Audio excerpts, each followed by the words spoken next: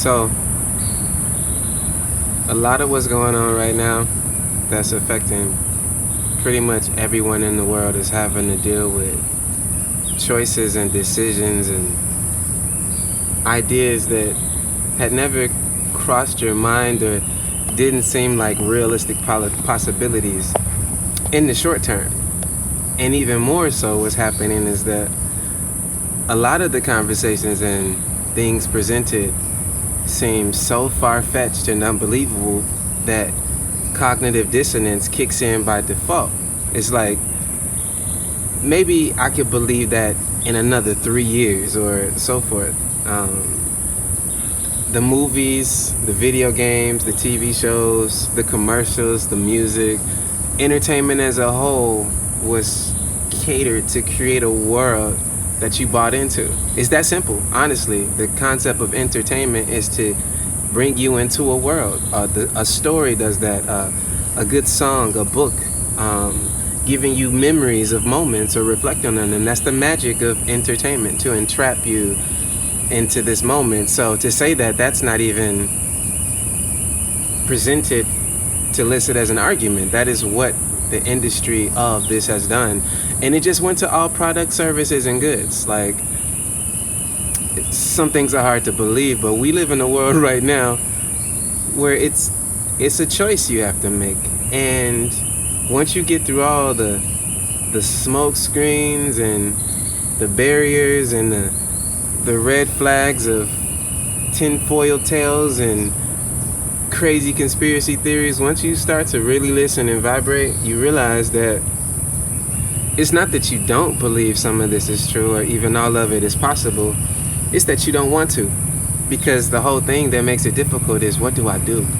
If only 1% of what's being stated that I find so hard to believe and it keeps coming in to be true is real, what am I supposed to do? If I'm Christiano, I'm super religious. Like, I come from a Catholic background, or I'm a Baptist and my daddy's a preacher. I've been in church my whole life. I believe this, that, and the third. That's great. Can you believe that in 325 the Christianity was weaponized against the masses, and since then it's been on a consistent path of control? Do you know that in 1871 the Vatican, London, and Washington, D.C. cemented this triangle of power to control the masses? All the money leads to the Vatican. All of the stolen technology and ritualistic symbolism is in the Vatican or right in your face being flaunted. You can look at the currency. Just look at the dollars and bills that you once passed around. They're laden with symbols that you don't even know what they mean. The only thing you really care about is that number on it. That's it. And all of this comes down to numbers as well. Like, Washington, D.C. is it's literally 100% based on numbers, Masonic symbolism, and set up to maximize the energy of rituals. We live in a time where it's hard to believe. If you know how rituals work, if you know how spells are best enacted, one thing is that there's a covenant and there has to be an announcement. So, for example, Bill Gates only got on television one time and laughed at you all. He laughed at, and I'm laughing with him. He got on one time to announce it, because they have to announce, like a vampire has to be accepted one time. How the covenant works is it has to be spoken one time. Now, how magic works is this magical number 3. When you repeat something 3 times with intention, or even an awareness of how spells work, it has more power. So start just being more open to look at how much magic is happening around you, how many logos and symbols, how many names reference. Like, this thing was put in history in such a great way that you've been passing and living part of a ritualistic cycle your entire existence. Like,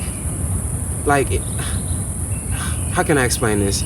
a corporation, anyone that has a business, and everyone that has a birth certificate is a business. So everyone on the planet who has that document that follows them around, you are a corporation. And many times you create corporations and use those for business. However, a corporation broken down is a corpse oration. It's a speaking corpse. So literally, dead entities are doing business with dead entities using the currency of living souls. That's kind of crazy, but that's the simplest way to break it down, and just look it up. You don't have to say, oh, that's clever. Oh, no, that's actually a fact. They created a system. I can give you the years. You can go back. Mostly you don't give a shit because anyone that cares knows already. But anyway, there was a system created to take over the living souls of this world. And it was created through business, through corporations, where these things now have voting rights. Corporations can vote. Think about that. They can live to be 99 years old and start over again. Most humans don't live that long. So it's like, it really doesn't matter. This thing will continue past you and your disinterest or objection. It's just like, okay, you won't be here in about 30 years. This will continue based on the culture we have created. So pretty much this whole world is governed by a lower level of finances and money, with the understanding that dead entities are doing business with dead entities that are fueled by living souls. That's the first level. The second, or not even the second, if you want to jump out, the fact that time is a part of this dimension, that is what keeps you here in this collective reality. For example, once you break through or transcend what time is, again, meditation, you realize there's this statement of time flies when you're having fun. When you're in a different zone or a higher resonance, it seems like time flies by, and that's actually you bending the limitations of this with your memory. So when you do psychedelics and you realize what it felt like versus what it was, when you dream at a high state or daydream and you're like, wait, how long did time is, it shifts when you come back and try to discuss it in this realm. So time is what limits your soul's infinite trip through realities. That's really the greatest control here. And so if I can put things between you and mastering or transcending time, doesn't matter what it is. It could be money, it can be distracting obligations, it can be video games, it could be a great book. Anything I can get you away from learning to go into yourself or find a way to transcend time, to realize that this is all an agreement.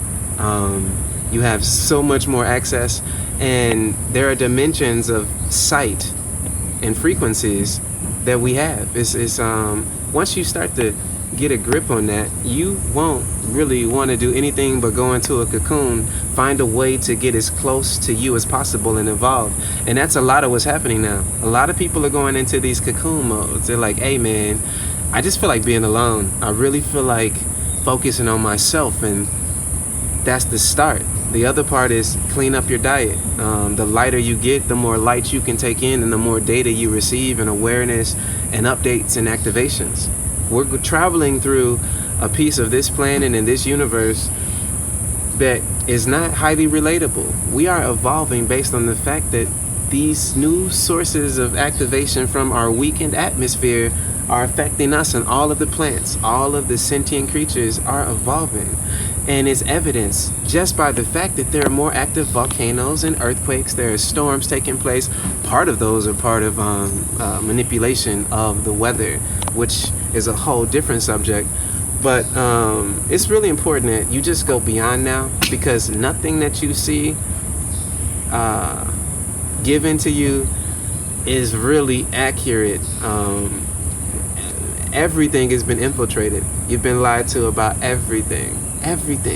You shouldn't even believe what I'm saying. Go just see if there's any credence or history behind it, and then break that shit up, because this is a really new thing we're in. And it's a lot of layers to this shift, and I just welcome more people to bring valuable contributions of consideration, because again, I've broken through the barrier of time, which is why nothing, no one, no energy can really affect me here. That is the attraction and craziness that I welcome and take on. But yeah, I encourage you to do every crazy, unbelievable thing here to stretch the fabric of love and hate, good and bad, up and down. This is one trip, but like, quiet is kept. Traumas are like power ups if you can go back and grab the power of why you left that note there. So I digress, and I just say there's a choice on the table.